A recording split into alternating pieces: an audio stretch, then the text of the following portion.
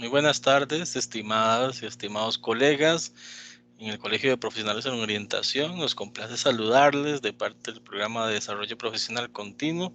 Es un gusto desarrollar este espacio que hemos denominado Mujeres Líderes por un Mundo Igualitario. Para ello tenemos o contamos con la participación de la colega máster también en equidad y género, si no me equivoco. Por ahí Kaylin nos va a contar un poco, pero Kaylin Johanna Corrales, a quien tengo el placer de darle la bienvenida. Si quieres, saludas Kaylin y luego hacemos una intro y te cedo el pase. Ok, perfecto, buenas tardes. Es un placer para mí estar el día de hoy, ¿verdad? En este espacio. Me parece que es muy importante hablar de estos temas, ¿verdad? Como lo mencionaba David, en mi caso tuve la oportunidad de cursar la maestría de estudios de género en la Universidad Nacional de Colombia, entonces considero que concientizar y sensibilizar sobre la temática relacionada con la mujer y el género es sumamente valioso. Muchas gracias. Gracias Kaylin por acompañarnos y por dedicar este rato a nosotros y a los colegas. Bueno, tenemos el tema Mujeres Líderes por un Mundo Igualitario. Este tema fue el que se colocó el pasado 8 de marzo, ¿verdad? En el Día Internacional de la Mujer. Y lo queremos traer a colación también, ¿verdad? Porque no es algo solo de una fecha, solo de un día establecido, sino que es un tema que tenemos que tener presente a lo largo de todo el año, ¿verdad? El año laboral y el año lectivo y por mucho tiempo, ¿verdad? Es una lucha que se ha tenido a lo largo de muchos años y que hoy en día pues es sumamente importante posicionar, ¿verdad? Ese trabajo de la mujer, ese liderazgo, ¿verdad? En búsqueda de la igualdad en este mundo que pues en el cual hemos crecido como personas, como profesionales, en las cuales esas brechas algunas se han ido disminuyendo y otras no tanto, ¿verdad? Hay estadísticas que nos dicen que la brecha no ha sido tan modificada, ¿verdad?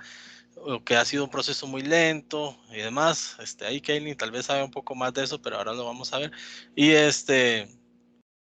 y en fin, que es importantísimo el rol que estamos buscando hoy en día en las ciencias, en las artes, en la educación, en idiomas, en todas las áreas del saber, ¿verdad?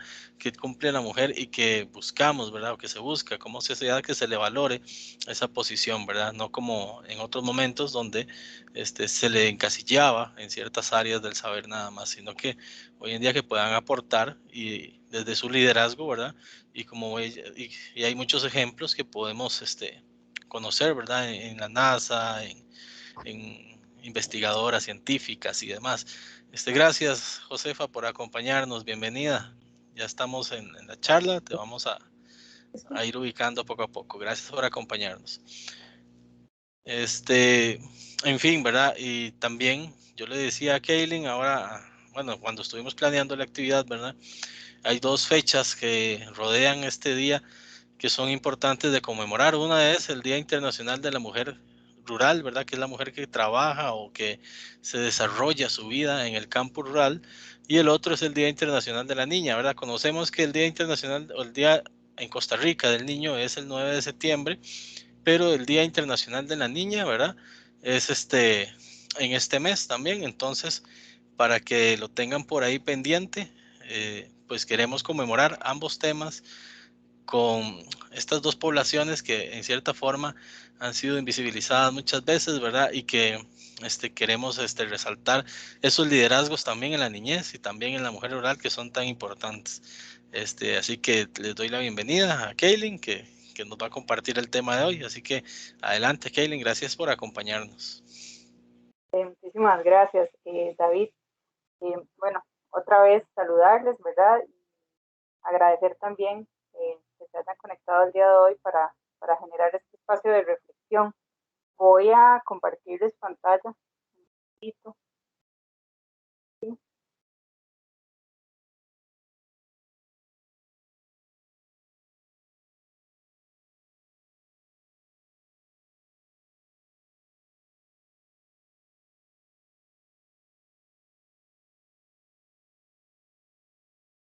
No sé si ahí están viendo, David. Estamos viendo tus carpetas, digamos, Ay, tu explorador.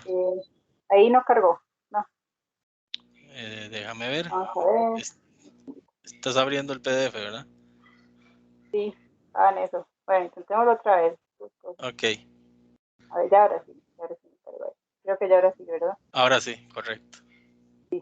Bueno, como bien lo decía David, ¿verdad? El título de este conversatorio es Mujeres líderes por un mundo igualitario. Y para poder dar apertura, ¿verdad? A hablar de un tema que creo que es muy complejo, pero a la vez muy importante, tenemos que entender que cuando hablamos de mujer o hablamos de mujeres, tenemos que enfrentarnos a un tema de diversidad también, a un tema de diversidad, pues en la vida de cada mujer van a confluir muchos factores que al entrecruzarse o relacionarse van a hacer que una mujer pueda ser parte de múltiples grupos. No podemos en esta lógica eh, caer en generalizaciones respecto al hecho de ser mujer, y hay que entender también que depende de la manera como mujeres hemos también construido o seguimos construyendo nuestros cuerpos. Inclusive, ¿verdad? Tomar en consideración que hay cuerpos que también se asumen o se construyen como femeninos y no podemos invisibilizar esta realidad, tomando en cuenta también, por ejemplo, las personas trans y demás.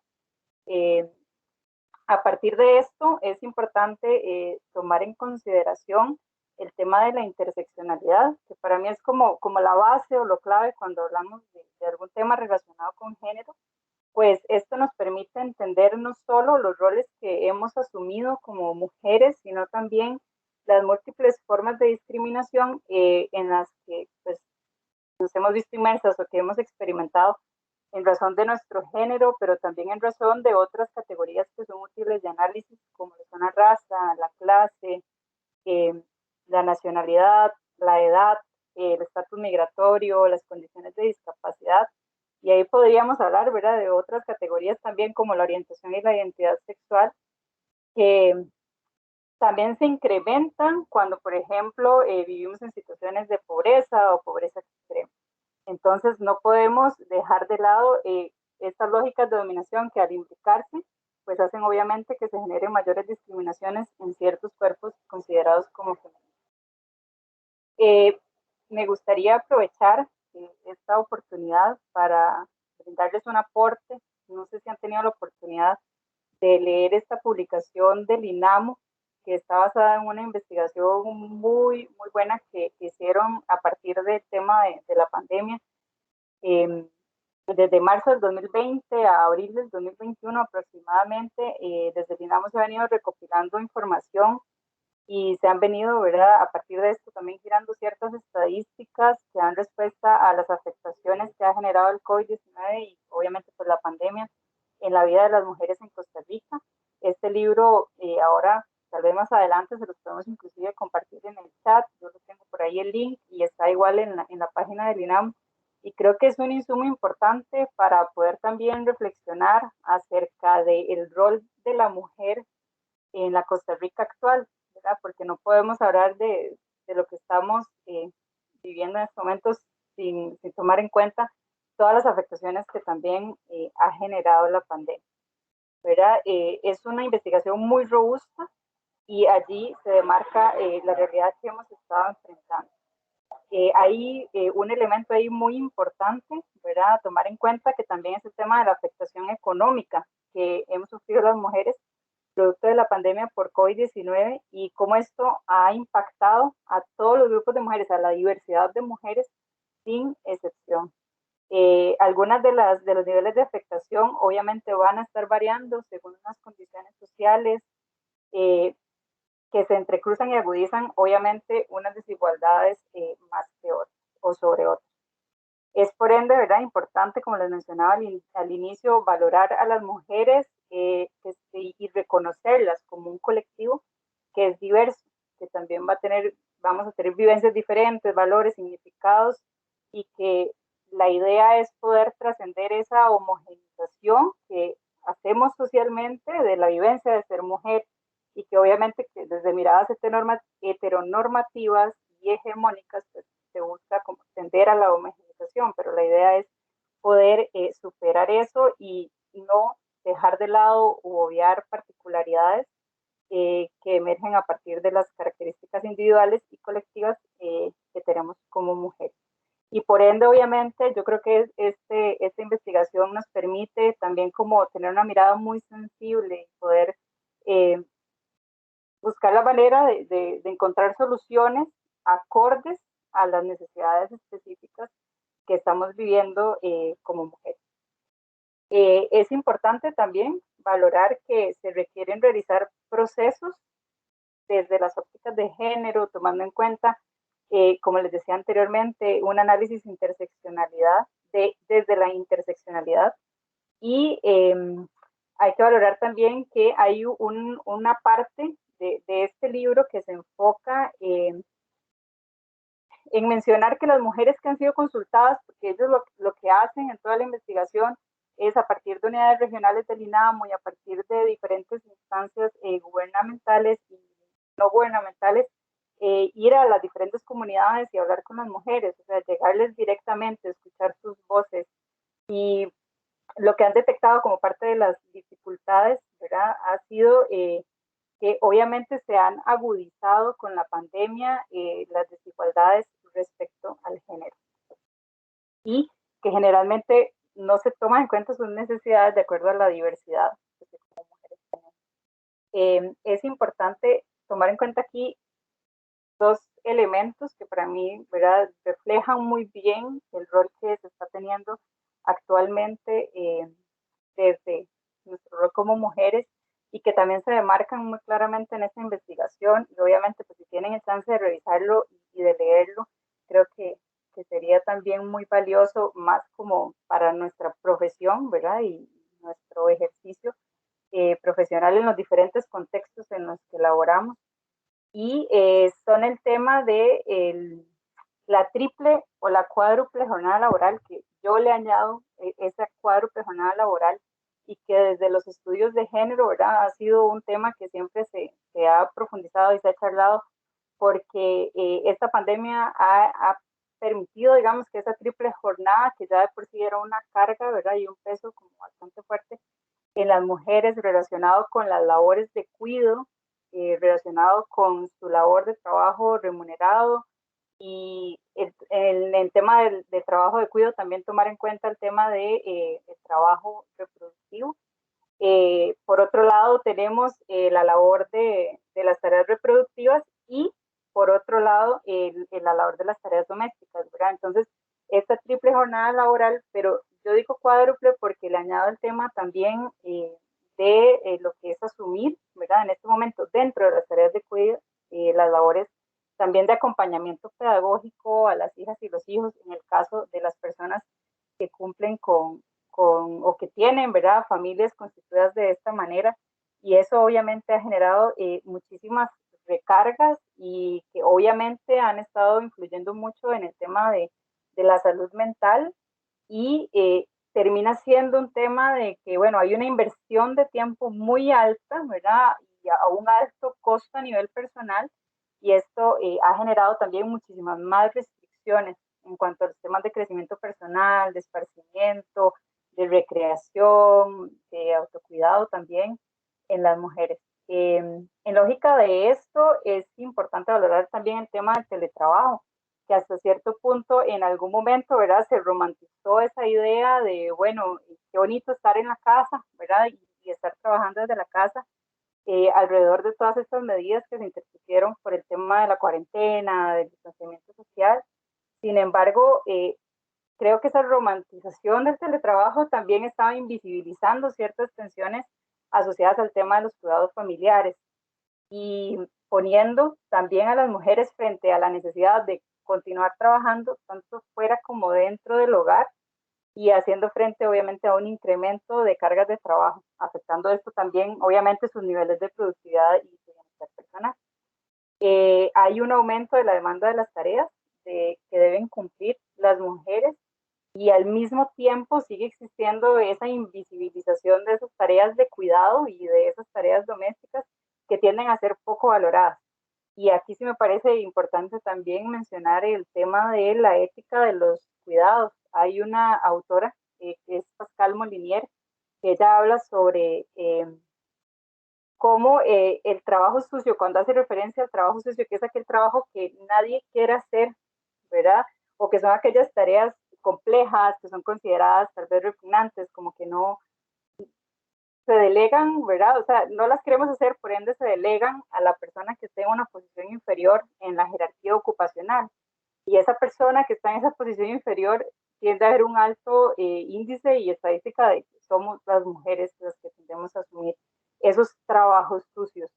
Entonces, ahí es importante lo que el autor argumenta cuando hace referencia a que el bienestar de unas personas definitivamente no puede sostenerse sobre la servidumbre de otras. Entonces, esto de igual manera, ¿verdad? Yo lo relaciono con el tema del desempleo, que también es un tema muy álgido, ¿verdad? En este momento, y en términos de desempleo también se está reafirmando mucho la vulnerabilidad de las mujeres, particularmente de las mujeres pobres, ¿verdad? Que tienden a ser además jefas de hogar y que al estar en una condición de desempleo tienden a estar más afectadas. O de asumir un empleo informal, ¿verdad? Y que eso obviamente pues va a generar también muchas desigualdades a nivel social.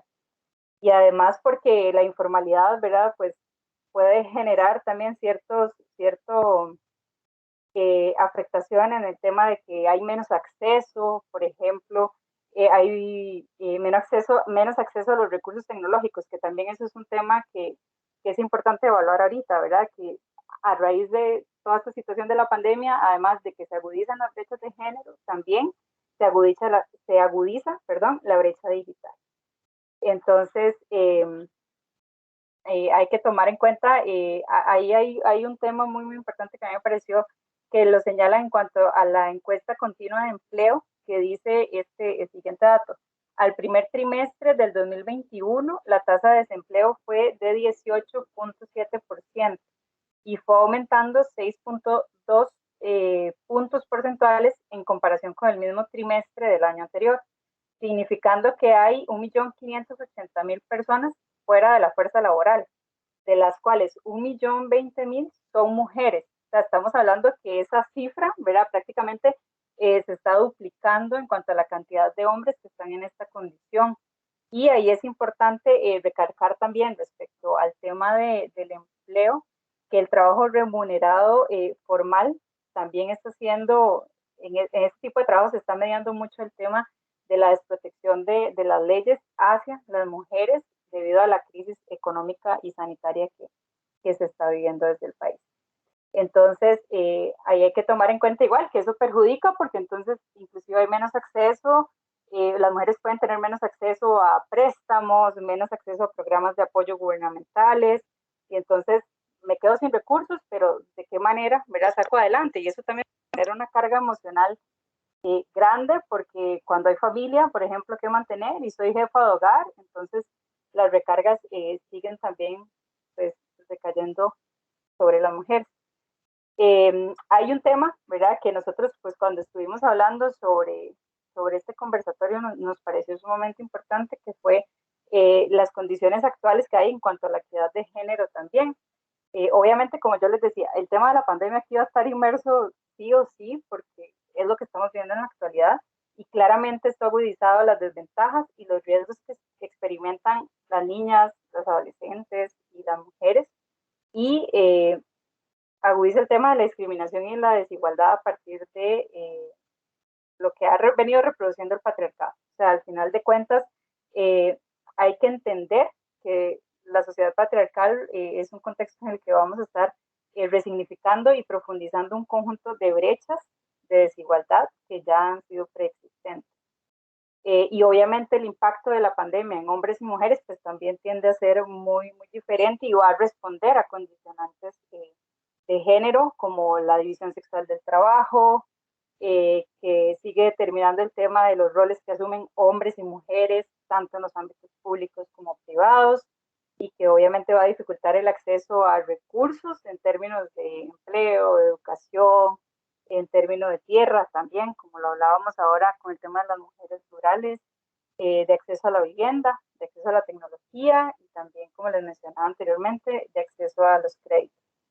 Y también se considera que ha habido como una pérdida, o sea, se ha perdido de la vista a, a los grupos de mujeres indígenas, a los grupos de mujeres afrodescendientes, migrantes, adultas mayores, a las mujeres trans, a las mujeres refugiadas y con algún tipo de diversidad funcional también, por lo que resulta fundamental otra vez, ¿verdad?, que podamos reflexionar y recaer sobre el tema de la importancia de hacer análisis interseccionales cuando hablamos de género y que yo creo que desde orientación, ¿verdad?, sí tenemos que contemplar también cómo estas lógicas de dominación pues vienen a influir muchísimo también en los desempeños de las personas que estamos atendiendo continuamente. Con el tema de la igualdad de género, para atender el desempleo femenino en el país se firmó el decreto ejecutivo Creación y Declaratoria de Interés Público de la Comisión de Alto Nivel para la participación igualitaria de las mujeres en los procesos económicos del país. Esta firma de este decreto se dio a raíz de la conmemoración del 8 de marzo de este año, ¿verdad? Y acá, básicamente, a partir de este decreto lo que se busca es, por medio de la política pública, cerrar brechas de género e incidir en las condiciones de empleo de las mujeres para así poder asegurar también sus derechos laborales y su autonomía económica. Esto quiere decir que claramente sí se han dado esfuerzos. No sé, creo que se me fue como el... Qué pena. No sé si están viendo la presentación. Sí, sí, la estamos viendo. Sí, ok. Se me Sí, fue a sí. mí entonces. ¿Se te Vamos a fue? ver. Sí, pero no hay problema. Ya aquí. Ya. Ok. ¿Verdad? Ha habido esfuerzos. Siento que a nivel, digamos, país ha habido esfuerzos. Sin embargo, creo que seguimos teniendo muchas deudas pendientes, ¿verdad? Y hay un elemento también a considerar que, por ejemplo, en esta investigación que se hizo desde el INAMO, se indica que el enfoque de género no ha permeado la atención de la crisis ocasionada por la pandemia en su máximo esplendor, porque de todas las medidas que se han tomado, solamente en 25 medidas se hace referencia a las desigualdades que enfrentan las mujeres. Entonces, realmente en temas de salud sexual y reproductiva, en temas de la economía de los cuidados, creo que falta mucho camino, ¿verdad?, por recorrer y seguir implementando esas luchas. Otra también de los esfuerzos que puedo compartirles ahorita es el tema de la Política Nacional de Cuidados, que esa está implementada para el lapso del 2021-2031, cuyo interés es implementar progresivamente un sistema de atención a las personas con alguna situación de dependencia, ya sea personas, niñas o niños, personas adultas mayores con discapacidades, y poder de esta manera ampliar las coberturas ya existentes, ¿verdad? Que sabemos que creo que este tema de la política de cuidados incrementó mucho y curiosamente, diría yo, o no sé si decir curiosamente, en el gobierno de Laura Chinchilla, ¿verdad? En el momento que una mujer asume el liderazgo, es cuando estos temas de cuidado empiezan a incrementarse a un nivel mucho más amplio. Y con esta política nacional de estos 10 años que vienen adelante, lo que se pretende es poder ampliar esa cobertura de servicios y de prestaciones que ya existen y poder ir sumando algunas otras modalidades respecto a los cuidados, ¿verdad? Que aquí combinan también el tema del entorno familiar y del uso de la tecnología. Además, tratar de evitar, ¿verdad?, la institucionalización de las poblaciones, de las personas, sino que poder intentar mantener esos servicios dentro de los entornos, digamos, donde la persona habita y, y a su vez que esas personas cuidadoras también puedan tener espacios de esparcimiento, que se les pueda brindar las atenciones en los momentos de crisis o evitar más bien o prevenir situaciones, por ejemplo, de burnout o de fatiga extrema y también que trabajen de una manera remunerada, ¿verdad? Porque el tema con los cuidados es que siempre han existido, pero ha sido una cuestión, ¿verdad?, que nunca se ha reconocido ni se ha remunerado y por ende eso obviamente genera un desgaste mucho más grande. Eh, Respecto a esto, ¿verdad? Lo que nos pone es como al frente de tres grandes nudos críticos, que son estos tres que están acá, ¿verdad? Y que están estrechamente relacionados unos con otros, que son el tema del uso del tiempo, del trabajo no remunerado y de la corresponsabilidad social de los cuidados. Sumado a esto, como les decía al inicio, el tema de la brecha digital, ¿verdad? Que está alejando en gran medida a las mujeres de el acceso a conocimiento y a la información también, en mayor medida que con los hombres. Ahí vienen unas estadísticas muy interesantes, ahorita no las tengo acá a mano, pero sí, pues resulta como muy útil, ¿verdad? Porque hay un acceso, o sea, demasiado grande a los hombres, por ejemplo, a Internet o al celular, a diferencia de las mujeres. Entonces también el tema de cómo estructuralmente, ¿verdad? Y debido al patriarcado, bueno, las mujeres tienen menos facilidad tal vez para entender o usar la tecnología a diferencia de los hombres. Entonces, también es importante valorar eso del tema de la brecha digital. En cuanto a estos temas del uso del tiempo, la encuesta nacional sobre uso del tiempo en el 2017 expone, ¿verdad?, una situación que es crítica y donde queda evidenciado que el tiempo efectivo promedio que invierten las mujeres al trabajo doméstico no remunerado es de 36,01 horas semanales, mientras que los hombres dedican 13,55 horas semanales. Es decir, las mujeres trabajan más del doble el tiempo que los hombres en estas labores. Eso es una encuesta realizada por el INEC en el 2017. Y es una cifra que si nosotros ponemos a pensar puede haber aumentado en la coyuntura que estamos viviendo actualmente. Entonces, hay que repensarnos también estas situaciones para entender que es necesaria una redistribución de las tareas del cuidado. Es necesario también flexibilizar los horarios de trabajo a distancia de las madres, de los padres y de las personas que tienen también a cargo el cuidado de alguna persona en el hogar. Y yo creo que aquí también es importante pues, entender también la importancia de las paternidades afectivas, ¿verdad? Y de que se puedan asumir las responsabilidades que corresponden dentro de los hogares, porque esto puede llevarnos a generar logros importantes y avanzar en este proceso de la equidad entre hombres y mujeres. Y también es importante aquí valorar un tema, ¿verdad? Que respecto a la situación mundial actual, creo que hay una línea muy difusa en cuanto al tema del espacio público y privado, que es un binarismo, ¿verdad?, de género relacionado con el género desde siempre, igual cuando hablamos hombre, mujer, femenino, masculino, espacio público, espacio privado, esa línea actualmente está muy difusa, ¿verdad? Porque, bueno, es una vieja desigualdad de género que nos ha llevado a pensar que, bueno, históricamente las mujeres hemos estado relegadas al espacio privado. Sin embargo, ahorita el espacio público está dentro del espacio privado también y esto ha generado un cambio muy radical también y muy grande en el tema de las dinámicas familiares, en la vida laboral y también, pues obviamente, en la política social. Ok, respecto a lo que mencionaba David al inicio, ¿verdad? Es muy importante tomar en cuenta que en este mes de octubre hay dos fechas que son muy importantes cuando hablamos de género también, y que es el Día Internacional de la Niña, que se celebra el 11 de octubre. Esto se celebra desde el 2012, que fue declarado el Día Internacional de la Niña, y el Día Mundial de la Mujer Rural, que se celebra el 15 de octubre, cada 15 de octubre desde el año 2008. Entonces, la idea también de este conversatorio es poder hacer propuestas, ¿verdad? De cómo, por ejemplo, desde la niñez podemos brindar o generar, ¿verdad? Algunos liderazgos para que las chicas desde edades tempranas puedan ir asumiendo este tipo de liderazgos que les van a generar y abrir también posibilidades y pueden obviamente ir disminuyendo también las brechas respecto a género que ya de por sí existen.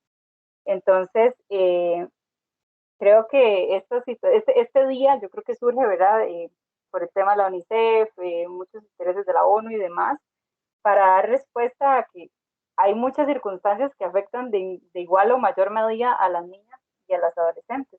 Y también como una manera de concientizar y de generar procesos de transformación de estas realidades desde etapas tempranas del desarrollo, ¿verdad? Entonces, podemos en este momento hablar del tema del empoderamiento, que a pesar de que ha sido como un tema, un concepto poco estudiado desde los estudios de género en una población de niñas, ¿verdad? Casi siempre cuando leemos o escuchamos algo de empoderamiento es más enfocado como en mujeres adultas, ya en otro tipo de edades, ¿verdad? Sin embargo, creo que nos podemos atrever a hablarlo también el empoderamiento desde la educación, por ejemplo, y entenderlo como un proceso que es muy fluido, que es muy dinámico, que se construye a través del tiempo y que va a permitir que las niñas también puedan reconocer su identidad y sus potencialidades.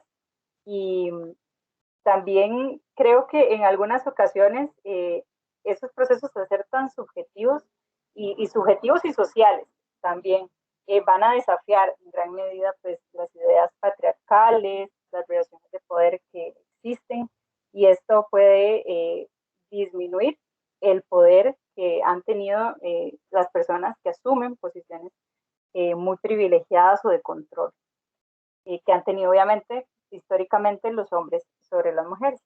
Eh, el empoderamiento hay que entenderlo desde adentro, ¿verdad? También que es un proceso desde dentro y que tenemos que favorecer esos espacios, hablarles a las chicas del empoderamiento y darles a entender que se construye también a través de la experiencia y de las vivencias particulares que cada una de ellas tengan, de acuerdo también a sus intereses y a sus motivaciones como mujeres. Eh, es un tema que requiere una mirada muy amplia, ¿verdad? Y que nos va a exigir también profundizar en el qué, el cómo y el para qué, ¿verdad? ¿Para qué me estoy empoderando? ¿Cómo me estoy empoderando? ¿Y qué estoy haciendo para empoderarme? Y sobre todo, ¿quiénes son las personas o las mujeres o las sujetas que están involucradas en este proceso? Y valorar también que es un proceso en el que van a converger muchas condiciones que hacen que las expresiones mismas del empoderamiento sean diversas, tanto en su cualidad como en su intensidad. Y obviamente aquí hablamos también de interseccionalidad porque va a depender el empoderamiento de una chica en Talamanca al empoderamiento que pueda tener una chica que está en una escuela en San José Centro, ¿verdad? Entonces ahí hay que ir entendiendo también pues esa diversidad. Eh, hay que innovar también. Creo que podemos empezar a atrevernos, ¿verdad? A incluir dentro de los estudios de género, pues, este, este tema relacionado con niñas, ¿verdad? Y esto puede darnos también posibilidades para tener mayores criterios a la hora de leer desde el género las situaciones de vida que las niñas enfrentan y que además van a enfrentar y proponerles también, pues, que posiblemente van a tener que enfrentar muchos desafíos en su proceso de niñez que puede ser que también trasciendan a la vida adulta y creo que pues, la base es poder también generar estos procesos desde la educación formal y también desde la educación no formal.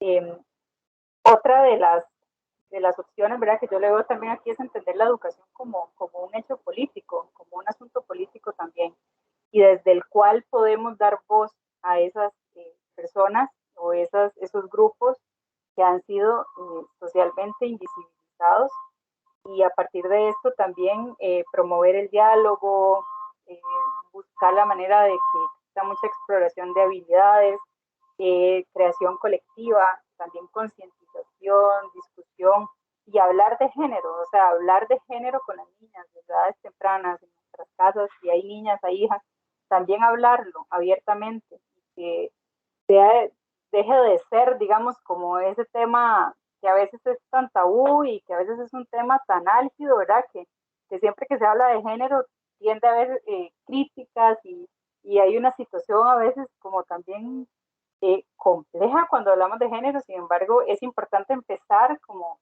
bueno, que las niñas empiecen y los niños también a hablar de estos temas, a naturalizarse, a entenderlos, a verlos como simplemente, a ver el género como simplemente una categoría de análisis en la vida que va a determinar ciertas diferencias, pero que desde nuestras prácticas, nuestras rutinas y nuestros hábitos, pues también podemos ir cambiando.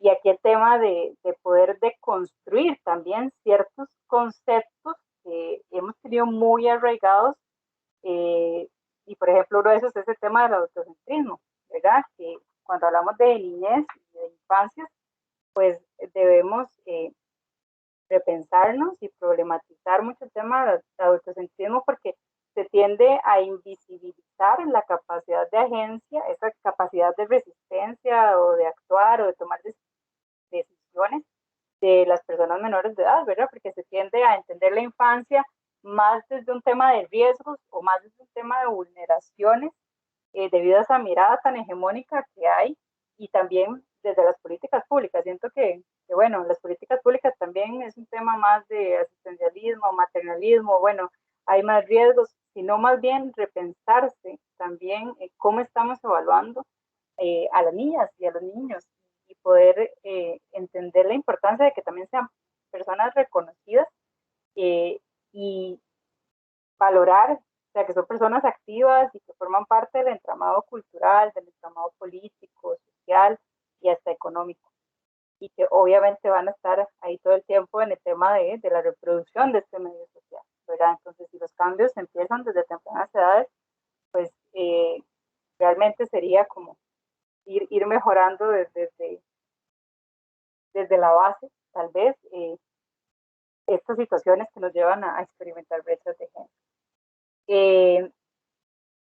Creo que estas tensiones, digamos, que se generan con el tema del adultocentrismo, van a hacer categorizaciones respecto a las etapas del desarrollo humano y esto obviamente también tiende a estigmatizar mucho las tareas, los roles o los comportamientos que deben ser cumplidos de acuerdo a una edad específica, ¿verdad? Al final de cuentas, se considera, bueno, deben ser unos derechos resguardados y demás, sin embargo, es importante eh, entender la infancia y la adolescencia de otras maneras también.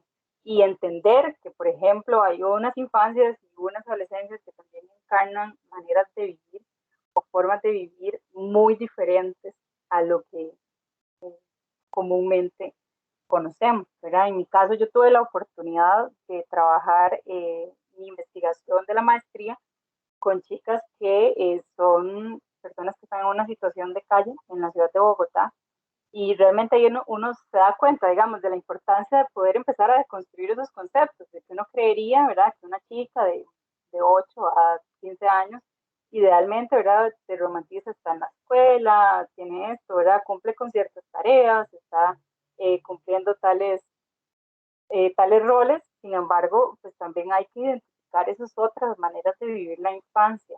Y parte de eso, vivir la infancia también desde el empoderamiento, considero que es algo muy, muy válido, ¿verdad? Y uno puede empezar a cuestionarse por qué seguir hablando de infancias y más bien ir transformando como esas miradas y esos discursos hegemónicos que también hay sobre esta etapa del desarrollo. También aquí, ¿verdad? Siento que respecto a eso que les comentaba de la tesis, ha habido como ciertas tensiones porque la infancia en las sociedades occidentales ha sido muy, muy entendida también desde la inocencia. Y como les decía, bueno, hay más riesgos, hay más vulnerabilidad, hay dependencia también. Y esto obviamente nos va a limitar un montón a poder adentrarnos en las múltiples maneras en que se puede experimentar este momento de la vida, ¿verdad? Y que obviamente va a haber formas alternativas de encarnar la infancia y esto va a favorecer que se desmitifiquen muchas de las concepciones sobre la inmadurez, sobre la nula capacidad para tomar decisiones. Otra vez, perdí esto.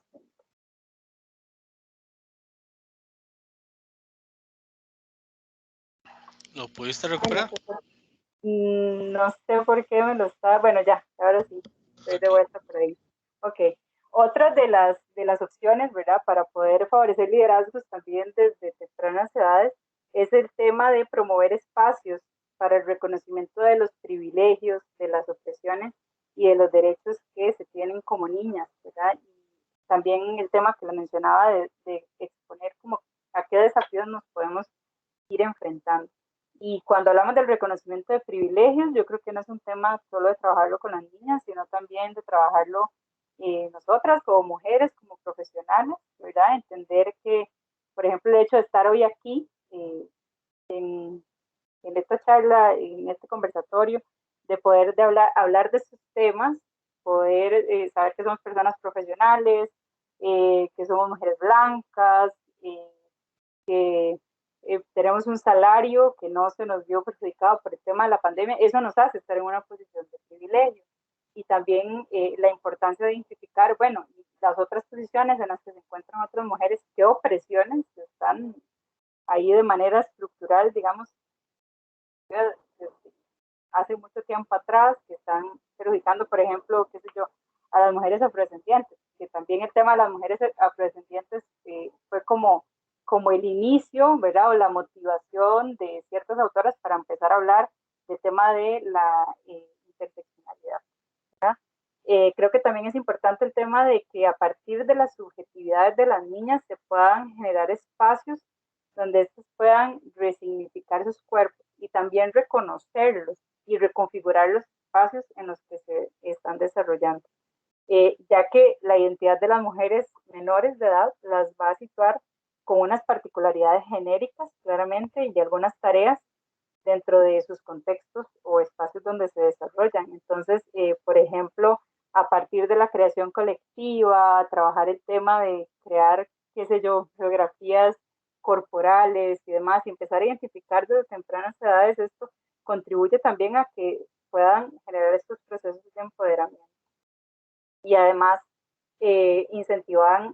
van a incentivar el autoconocimiento y van también a favorecer desde tempranas edades el tema de construir los ideales de belleza, que yo siento que también en gran medida eso tiende a afectar mucho a las mujeres ya también, pues adolescentes, a las mujeres en edades adultas, y si eso lo trabajamos desde edades tempranas, ¿verdad? De entender que, bueno, recibo muchos mensajes del mundo externo, continuamente estamos expuestos, y más ahora, la exposición tan elevada que hay a la información, internet, televisión, qué sé yo, hay demasiada exposición, y poder empezar a identificar de qué manera esos mensajes pueden estar más que favoreciéndome mi proceso, digamos, de identificación y de autoconocimiento, bueno, darme cuenta, o sea, qué es lo que estoy consumiendo, de qué manera lo estoy consumiendo, y si eso está favoreciendo ese proceso de construcción, por ejemplo, de los ideales de belleza, que sería como una de las tantas cosas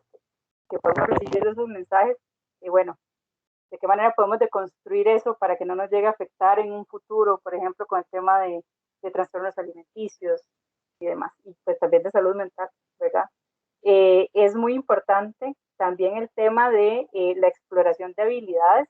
Yo creo que aquí, desde tempranas edades, eso ya creo que como personas profesionales en orientación, pues lo conocemos muchísimo a profundidad, ¿verdad? El tema de, bueno, la elección vocacional a futuro y el hecho de brindar la información, y que eso creo que ha sido un proceso que igual desarrollamos las personas que trabajamos en educación, en colegios y escuelas, que hemos venido acercando, ¿verdad? O intentando también acercar a las niñas desde que están en esas edades a profesiones, oficios relacionados con la ciencia o con la tecnología, que ha sido un tema que obviamente por los estereotipos de género ha quedado ahí históricamente muy relegado, y que las chicas se han visto muy alejadas de estas áreas de conocimiento, y que esto obviamente se incrementa con las brechas tecnológicas que están existiendo actualmente, pero bueno, de alguna manera concientizar al respecto favorece mucho.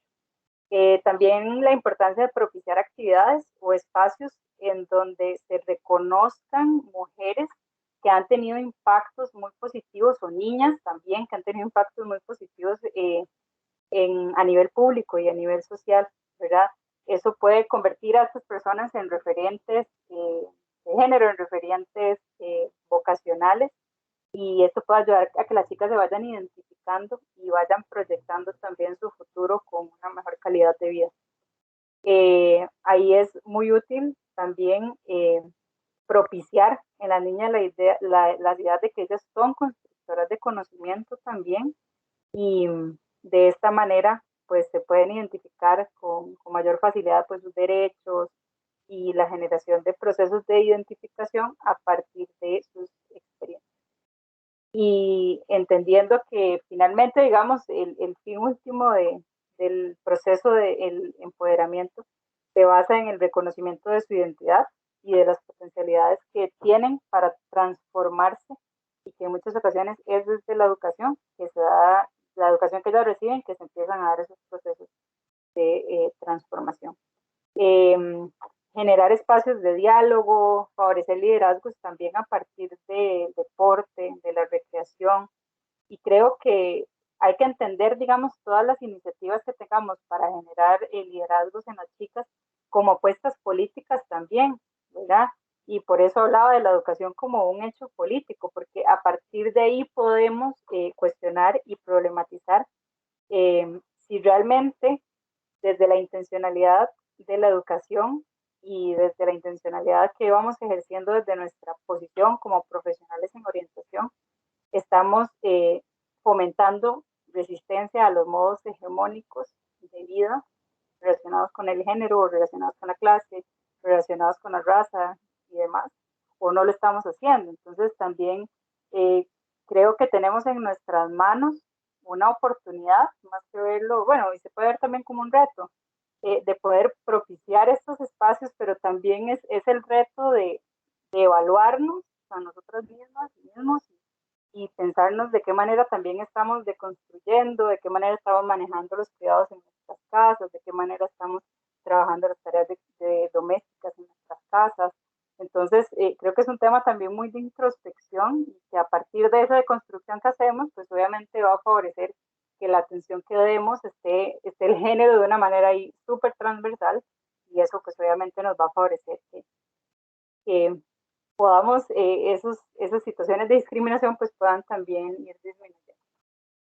En cuanto al tema de la mujer rural, ¿verdad? Como les decía, bueno, desde el 2008 esto se ha venido celebrando con el fin igual de concientizar, ¿verdad? Y de generar conciencia sobre las necesidades que tienen las mujeres que habitan en comunidades rurales y por ende también en las mujeres indígenas.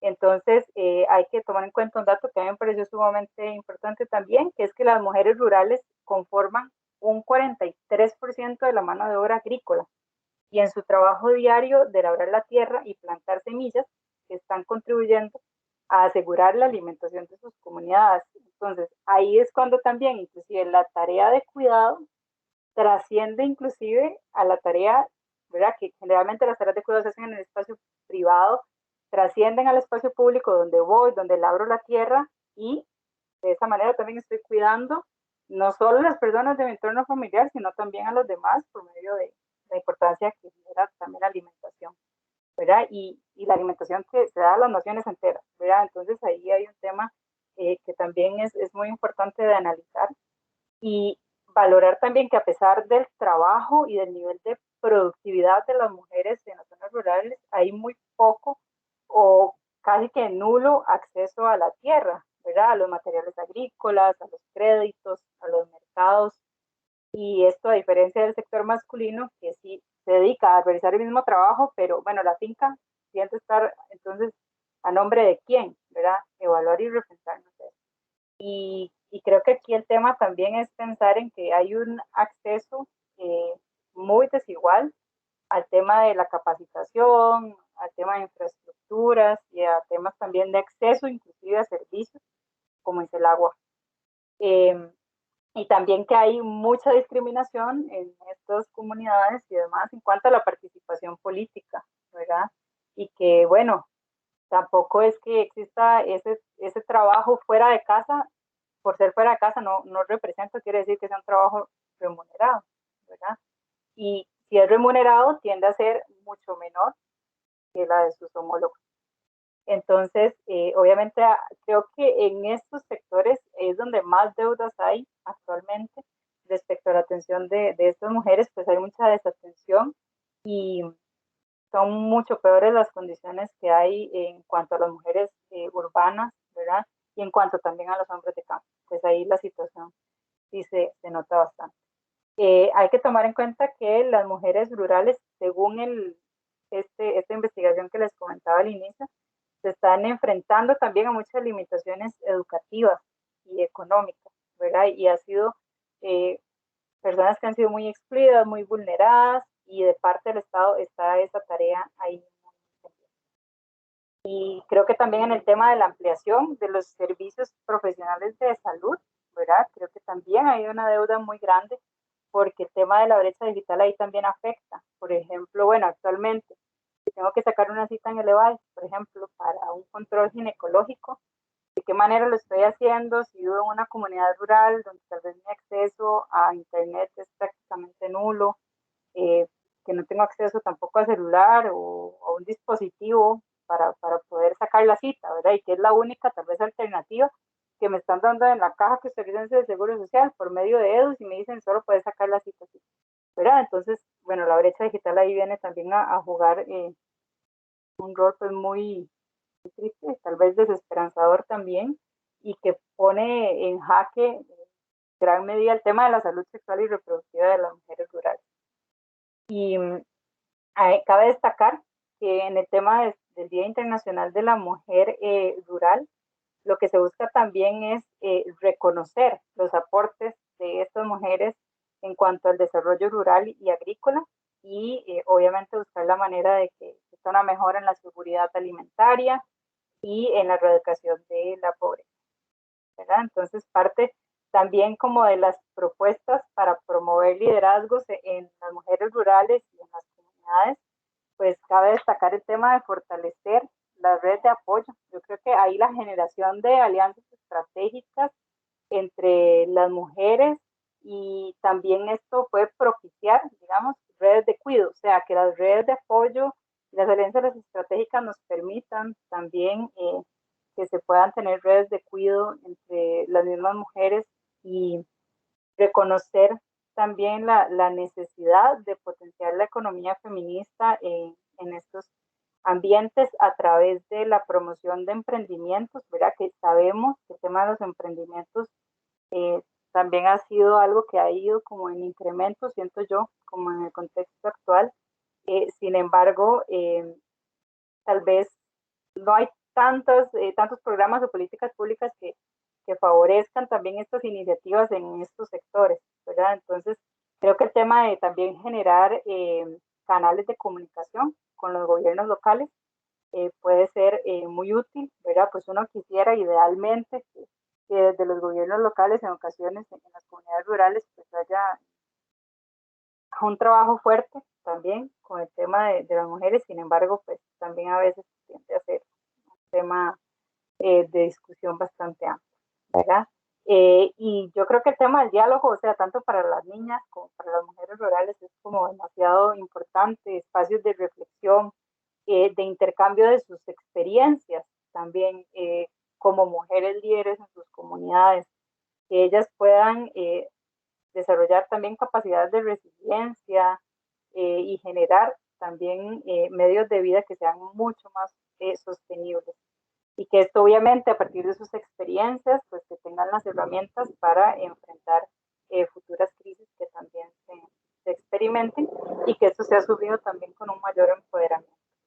Eh, la idea obviamente es que mejore la calidad de vida y que de igual manera pues sea un desarrollo pues también más sostenible desde la ruralidad.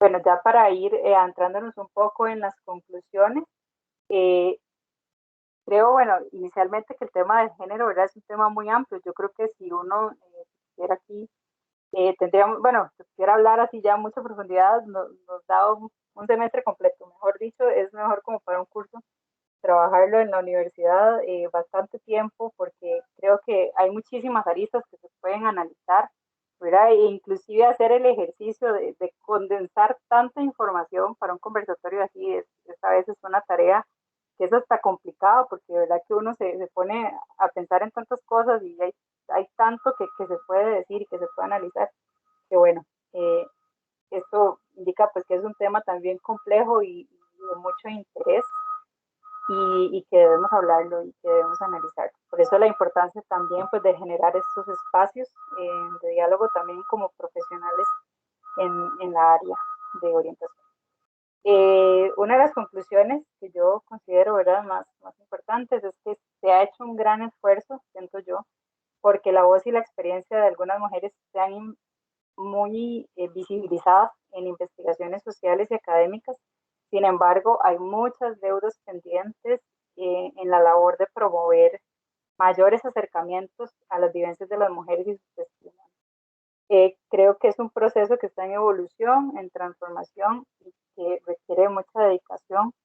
Yo creo que el tema de construir también conocimiento desde el feminismo sería un tema bastante importante, o sea, entender también que investigar como desde las posturas hegemónicas que estamos acostumbrados, también a veces tiende a invisibilizar. Entonces, las epistemologías feministas, aquí las teorías del punto de vista, del conocimiento situado, de llegar y entrar a una comunidad y transformar también las maneras en que estamos investigando, pues puede generar como también otro tipo de experiencias en las que las mujeres a partir de sus testimonios pues puedan favorecer también esta manera en que estamos construyendo conocimiento. Es necesario incorporar el enfoque de equidad de género en el diseño de políticas públicas, eso es muy claro, ¿verdad? Y también en las estrategias de intervención que hacemos desde orientación y desde la educación. Yo creo que a nivel del Ministerio de Educación Pública se han notado muchos esfuerzos al respecto, eh, pero hay que seguir trabajando fuerte en eso, o sea, es un tema de diario, o sea, algo cotidiano y hay que seguir identificando pues las necesidades específicas que estamos experimentando como mujeres y más que todo también identificar esas necesidades que tienen las personas con las que trabajamos y evaluar también como el nivel de riesgo de vulnerabilidad en cuanto se encuentran las niñas, las adolescentes y las mujeres que atendemos diariamente. Y es importante también que podamos empezar a generar iniciativas que se enfoquen en el tema de la economía de los cuidados.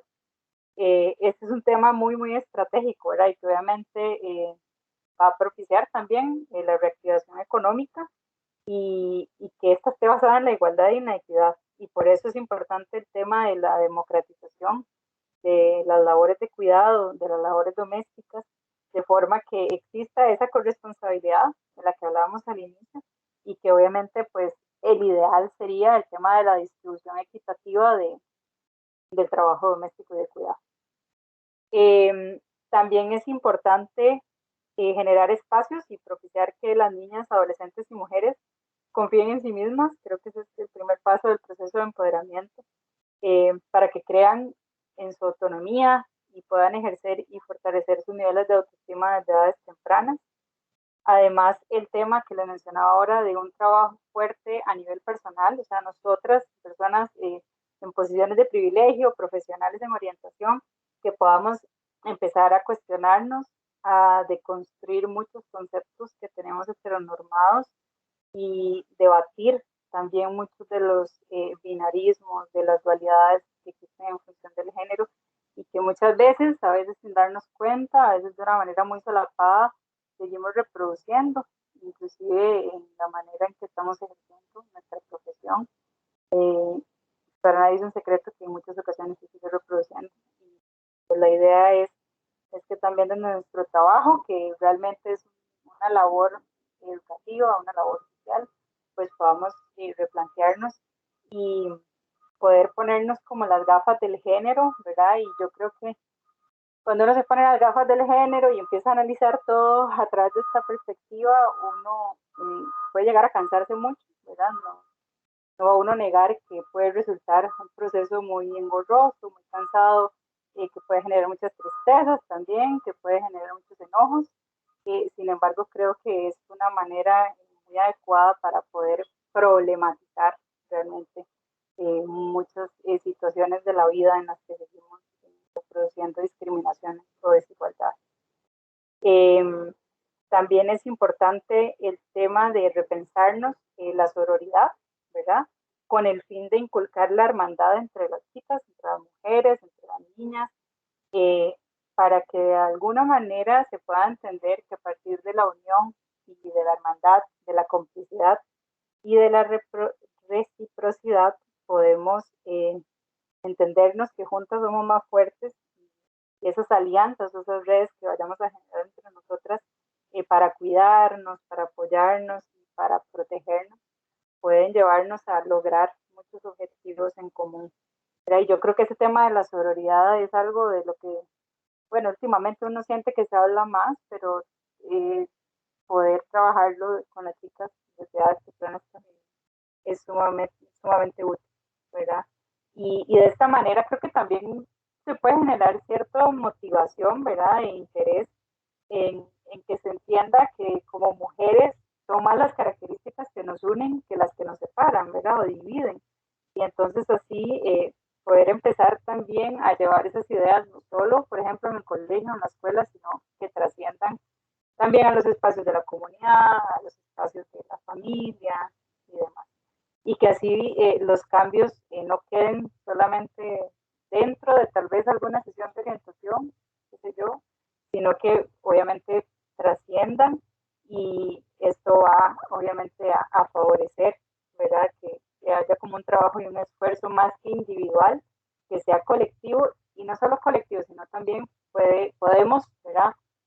Pensar de una manera muy visionaria para que también estos esfuerzos sean estructurales. Eh, Sin más por el momento, yo creo que estas son como las reflexiones que considero importantes para abordar la temática que teníamos el día de hoy. Entonces, les dejo aquí por último una frasecita que me parece como también para el cierre, que es bastante... vamos a ver, Paul Preciado es un filósofo trans que ha hecho muchas investigaciones relacionadas con el género y esto pues nos deja también como a la reflexión, mucho espacio para la reflexión.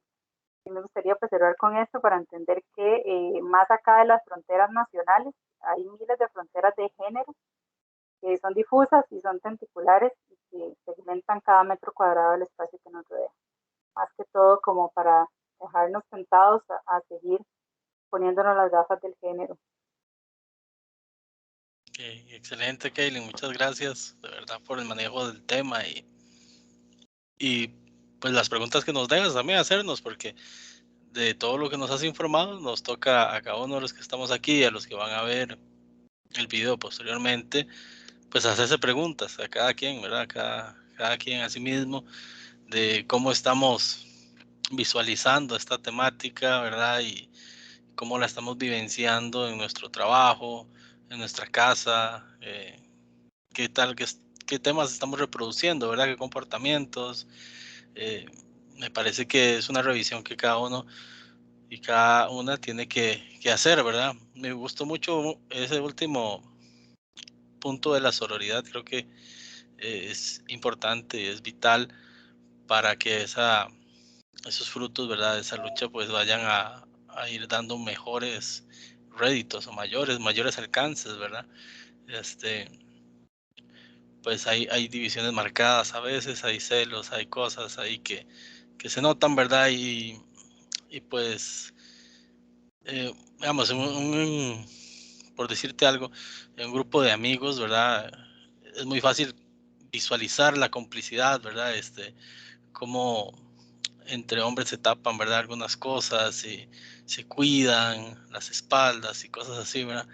A diferencia en otros grupos más de femeninos, más bien, ¿verdad? Entonces, ese tema me parece importantísimo, que lo puedan ir trabajando en redes sociales, hay mucho, ¿verdad? Que se tiene que trabajar con las niñas, de cómo, eh, digamos, proteger a la mujer, ¿verdad? En sí, este, un tema que a mí me sorprende es cuando desaparece una persona, ¿verdad? Una mujer, del montón de cosas horribles que se dicen, ¿verdad?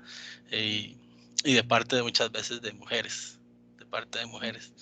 Entonces son cosas de cultura que tenemos que ir modificando. Y ese es un tema que me parece importantísimo. No sé si Sara y Josefa tienen algún comentario, ya que estaban por acá, alguna duda.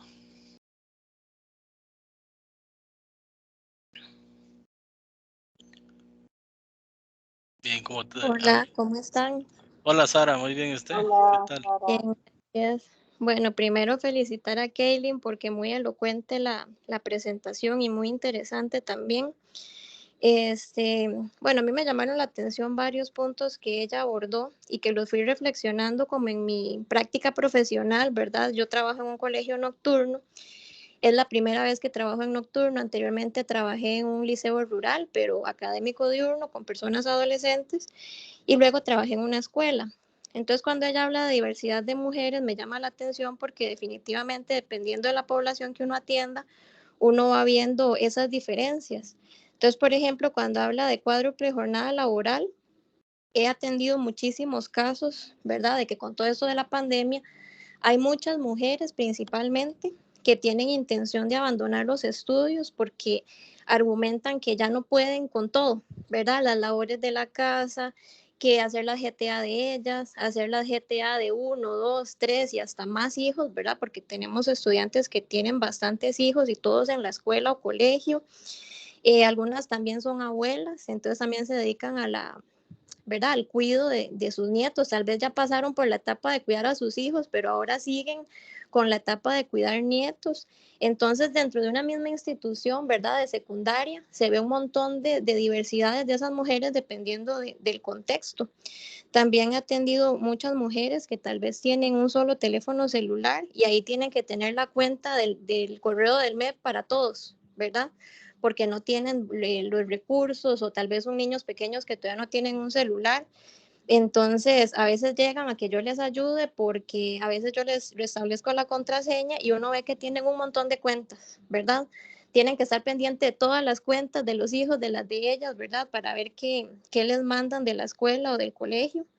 También he atendido situaciones económicas donde ellas me dicen, yo prefiero comprar la GTA de mis hijos que las mías, ¿verdad? Porque con todo el recorte que ha habido con la pandemia, las juntas administrativas ya no están solventes de dinero, ¿verdad? Como para poder facilitarle las fotocopias a toda la población. Y ahí se ve cómo ellas priorizan, ¿verdad? La necesidad de los hijos ante las de ellas. Entonces son mujeres que hemos tenido que darles el material para motivarlas, incentivarlas de que continúen porque no tienen dinero para poder asumir todos esos gastos. Y en cuanto al ingreso a la universidad, me ha llamado mucho la atención y he comparado, digamos, cuando trabajé en secundaria diurna, ahora que trabajo en secundaria nocturna, que este proceso de admisión ellas no lo toman en cuenta, o sea, ha costado un montón y he tenido que ser muy insistente para el solo hecho de que quieran inscribirse a una prueba de admisión. En Cañas, que es el lugar donde trabajo, recientemente abrieron una universidad técnica nacional con una infraestructura hermosa, con una variedad de carreras disponibles y demás. Y he estado insistiéndoles mucho porque en este mes de septiembre que acaba de pasar fue cuando fue la inscripción y muchas de ellas no visualizan que ellas puedan entrar a la universidad. Entonces es un trabajo que se ha tenido que venir realizando, ¿verdad? Algunas las llamo a nivel individual para trabajar en esa parte, porque ellas no se visualizan como personas que pueden superarse, que pueden continuar, ¿verdad? Porque priorizan, como les decía antes, a sus hijos, ¿verdad? Y bueno, ya para terminar, me parece muy importante lo que decía Kaylin al final, de que uno como profesional reflexione para no seguir reproduciendo lo mismo que se ha venido dando todos estos años, ¿verdad? Para poder ayudarle a estas mujeres, porque definitivamente, y en la educación nocturna, que es donde lo he visualizado más, las mujeres están en desventaja, ¿verdad? Entonces nosotros como profesionales tenemos que tener esa sensibilidad para poder guiarlas y poder ayudarlas, porque si no la tenemos vamos a seguir en lo mismo y principalmente en zonas rurales, como lo es Cañas, ¿verdad? Que es una zona rural con escasas oportunidades laborales, que eso influye muchísimo en la economía de las familias. Entonces, bueno, yo les agradezco mucho la oportunidad de haber estado en el conversatorio y a seguir reflexionando sobre este tema. Gracias. Gracias a usted, Sara. No sé si quieres replicarle algo, ok. Bueno, primero, ¿verdad? Muchísimas gracias, Sara, por estar aquí. Creo que estos espacios, ¿verdad? Como decía al principio, son sumamente valiosos y yo creo que escuchar también las experiencias que estamos viviendo como profesionales eh, también nos lleva por ese camino de decir, bueno, realmente las investigaciones que se están haciendo desde el INAMO, pues yo no trabajo para el INAMO, siento que esos esfuerzos, digamos, también por venir y retratar la realidad actual de las mujeres en Costa Rica, ¿verdad? Pues realmente se ve muy reflejado también en lo que estás comentando, ¿verdad? O sea, es real, o sea, las brechas digitales son reales, las recargas laborales que son reales, hay una saturación muy fuerte en cuanto al cumplimiento de las tareas, ¿verdad? Y domésticas, de cuidado y demás, y también el tema de las prioridades, ¿verdad? Que muchas veces también lamentablemente hay una tendencia muy alta que las mujeres priorizan, bueno, primero el Teams de mis hijos en el celular, primero la jeta de mis hijos antes que los míos. Entonces, cómo también eso nos hace repensarnos, bueno, de qué manera podemos retroalimentarle a una persona o intervenir, ¿verdad? Individualmente con una persona que tiene una situación así y sensibilizarle, concientizarla que también es importante su proceso educativo, ¿verdad? Y que también es importante que si tiene la posibilidad y si lo desea, que pueda ingresar, por ejemplo, a la educación universitaria. Entonces, yo creo que es muy valioso el aporte que nos dio Sara y agradecerle un montón. Claro, sí, muchas gracias, Sara, y gracias, Kay. Josefa, no sé si querías participar. Hola, sí, buenas noches. Buenas noches. Sí, los procesos el proceso de socialización es muy fuerte y nos pega a hombres y a mujeres, nos invade a hombres y a mujeres y a veces es tan difícil porque repetimos patrones sin ser conscientes de que estamos repitiéndolos, de que estamos transmitiéndolos. Y cada vez que se dan este tipo de espacios, es muy importante, pero seguimos siendo mujeres las que escuchamos estos tipos de espacios, ¿verdad? Y tal vez es porque cuando dicen género, casi suena que un género es de mujer, nada más. Ahora estaba escuchando a Sara con la experiencia en el Ministerio de Educación. Yo tengo la experiencia en el Ministerio de Justicia y pasa exactamente lo mismo, no dista mucho de lo que menciona Sara, porque cuando un hombre delinque, casi que algunas ocasiones se puede justificar, o sea, no, él no tenía plata, no había trabajo, especialmente si tienen que ver con drogas, pero si una mujer lo hace, es una mala madre, o sea, ¿cómo se le ocurrió dejar a sus hijos, verdad? No pensó que iba a dejar a sus hijos. Y entonces le cae toda el peso de la ley, como se dice popularmente, más el juicio social. Qué mala madre, ¿verdad? Dejó a sus hijos. Cuando un hombre está en prisión, las mujeres son las que brindan apoyo y se ven en las filas de las visitas generales. Son mujeres las que visitan a los hombres. Cuando una mujer está en prisión, también son mujeres las que visitan a las mujeres. Por esos roles que tradicionalmente se nos han dado a las mujeres y se nos siguen replicando desde lo que mencionaba Sara, el Ministerio de Educación, hasta algo un poco más allá, como algo como justicia. O sea, no quedamos fuera de esos roles. Gracias. Claro, esos son justamente los roles de cuidado que mencionaba Kaylin, ¿verdad? Al inicio. Muchas gracias, Josefa, por tu participación. ¿Y querés replicarle algo más? David, sí, me parece muy interesante algo que dijo Josefa al inicio y que lo relaciono con algo que vi justamente hoy en la mañana, que tenía una reunión yo formo parte de la red local de atención y prevención de la violencia intrafamiliar en Belén, en el lugar donde trabajo, en la comunidad donde trabajo, y estas redes locales pues, están conformadas, ¿verdad?, por diferentes instituciones gubernamentales. Y bueno, hablábamos, ¿verdad?, que haciendo un tema y llenando una matriz de plano y demás para las tareas que se iban a cumplir como en este tercer trimestre o lo que queda del año, mejor dicho.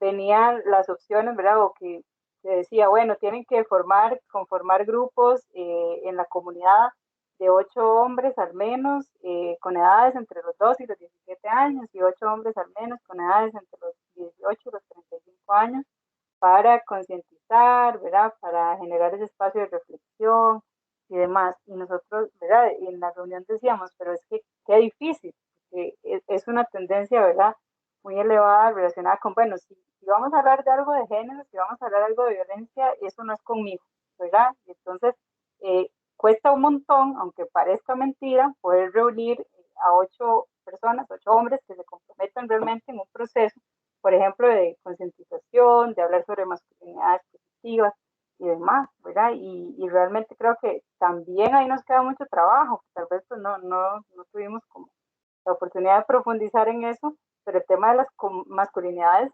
también es un tema sumamente importante, ¿verdad? Y que para poder disminuir esas brechas de género, pues también tenemos que propiciar estos espacios. Y aunque cueste de una u otra manera, ¿verdad?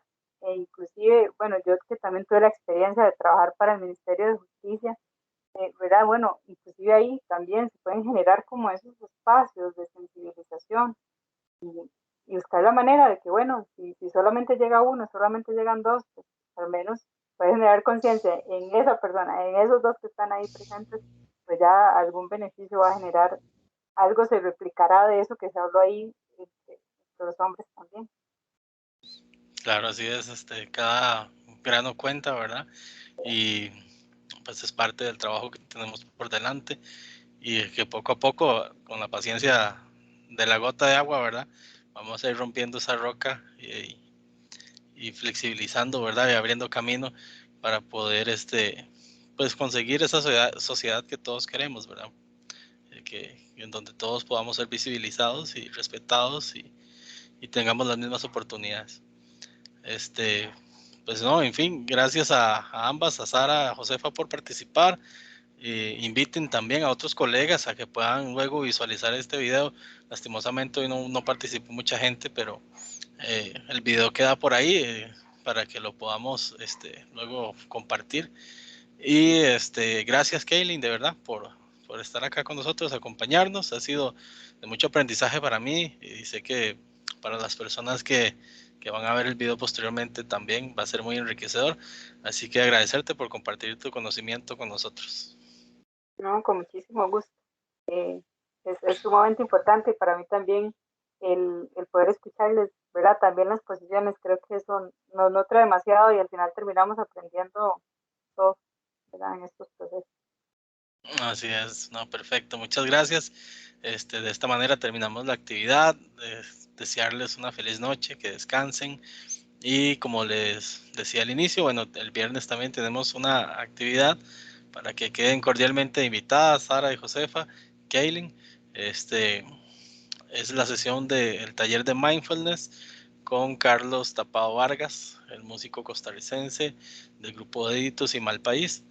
Entonces a las 5 de la tarde, invitadísimas. Eso es un tiempo para ustedes como profesionales en orientación que sabemos que han llevado mucha carga emocional también y demás, para que puedan agarrar ese tiempo para ustedes también. Sin más, desearles una excelente noche. Hasta luego. Igualmente, muchas gracias.